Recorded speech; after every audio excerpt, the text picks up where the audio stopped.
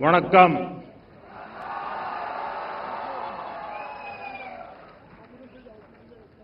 இனிய பொங்கல் நல்வாழ்த்துக்கள்.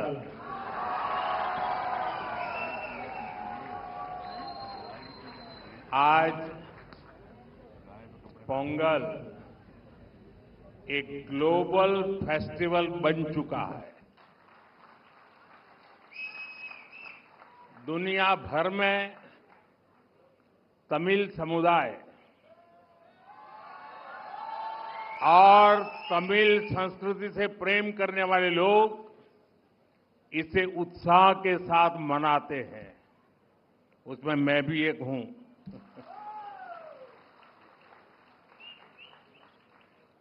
इस विशेष पर्व को आप सभी के साथ मनाना मेरे लिए सौभाग्य की बात है.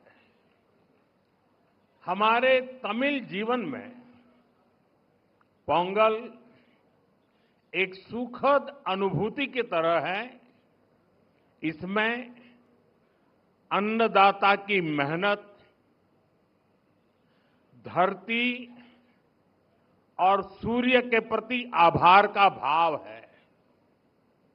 साथ ही ये पर्व हमें प्रकृति, परिवार और समाज में संतुलन बनाने का रास्ता दिखाता है. इस समय देश के अलग अलग हिस्सों में लोहड़ी, मकर संक्रांति, माघ बिहू और अन्य त्योहारों की भी उमंग है. मैं भारत और दुनिया भर में रहने वाले सभी तमिल भाई बहनों को पोंगल की और सभी पर्वों की बहुत बहुत शुभकामनाएं देता हूं. साथियों, वैसे मेरे लिए ये भी बहुत सुखद रहा है कि पिछले वर्ष मुझे तमिल संस्कृति से जुड़े कई कार्यक्रमों में शामिल होने का अवसर मिला. मैंने तमिलनाडु में 1000 साल पुराने गंगईकोंडा चोलापुरम मंदिर में पूजा की.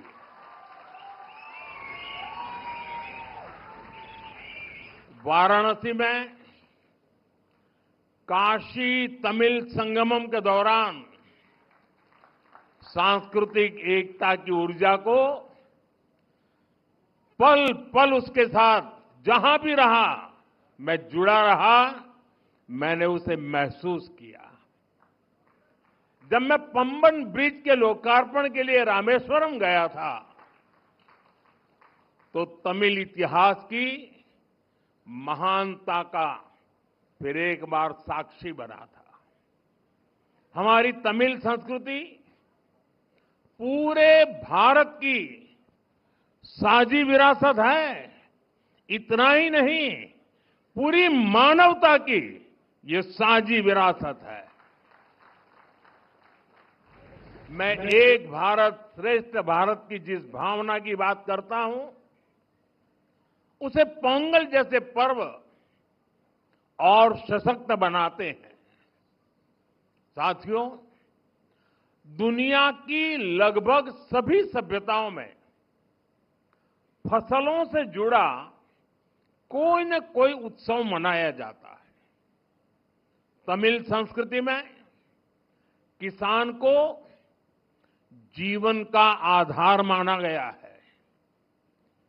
तिरुकुरल में कृषि और किसानों पर विस्तार से लिखा गया है. हमारे किसान राष्ट्र निर्माण के मजबूत साथी है.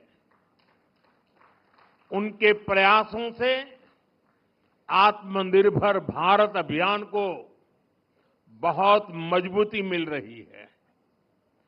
केंद्र सरकार भी किसानों को सशक्त बनाने के लिए प्रतिबद्ध होकर लगातार काम कर रही है। साथियों, पोंगल का त्योहार हमें प्रेरित करता है कि प्रकृति के प्रति आभार केवल शब्दों तक सीमित न रहे, उसे हम जीवन शैली का हिस्सा बनाएं। जब ये धरती हमें इतना कुछ देती है, उसे संजोने का दायित्व भी हमारा है। अगली पीढ़ी के लिए मिट्टी को स्वस्थ रखना, पानी को बचाना और संसाधनों का संतुलित उपयोग करना सबसे जरूरी है। मिशन लाइफ, एक पेड़ मां के नाम, अमृत सरोवर जैसे हमारा अभियान इसी भावना को आगे बढ़ाते हैं।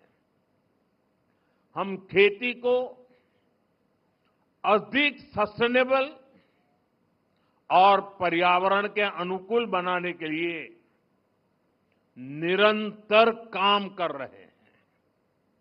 आने वाले समय में सस्टेनेबल खेती के तरीके,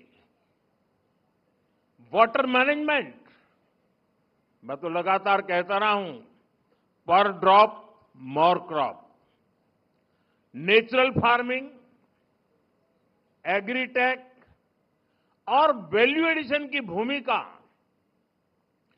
बेहद महत्वपूर्ण है। इन सभी क्षेत्रों में हमारे युवा नई सोच के साथ आगे बढ़ रहे हैं। कुछ ही महीने पहले मैं तमिलनाडु में नेचुरल फार्मिंग से जुड़े एक सम्मेलन में शामिल हुआ था, जहां मैंने देखा कि हमारे तमिल युवा कितना बेहतरीन काम कर रहे हैं। यानी प्रोफेशनल लाइफ की बड़ी बड़ी चीजें छोड़ करके वो खेत में काम कर रहे हुए मुझे मिले। मैं खेती से जुड़े अपने युवा तमिल मित्रों से आग्रह करता हूं कि वे सस्टेनेबल खेती में क्रांति लाने के इस अभियान का और विस्तार करें। हमारा लक्ष्य ये होना चाहिए कि हमारी थाली भी भरी रहे, हमारी जेब भी भरी रहे और हमारी धरती भी सुरक्षित रहे। साथियों, तमिल संस्कृति दुनिया की सबसे प्राचीन जीवित सभ्यताओं में से एक है। तमिल संस्कृति सदियों को जोड़ती है। वो इतिहास से सीखकर वर्तमान को आगे का रास्ता दिखाती है। इसी प्रेरणा से आज का भारत अपनी जड़ों से शक्ति लेकर नई संभावनाओं की ओर आगे बढ़ रहा है। आज पोंगल के इस पावन अवसर पर हम उस विश्वास को महसूस कर रहे हैं जो भारत को आगे बढ़ा रहा है।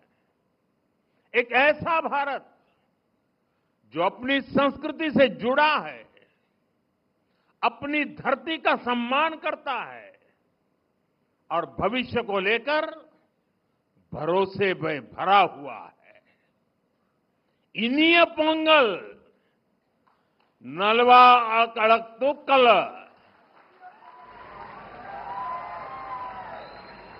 वाळगा तमिल, वळगा भारतम। एक बार फिर आप सभी को पोंगल की बहुत बहुत बधाई, बहुत बहुत धन्यवाद। वणक्कम।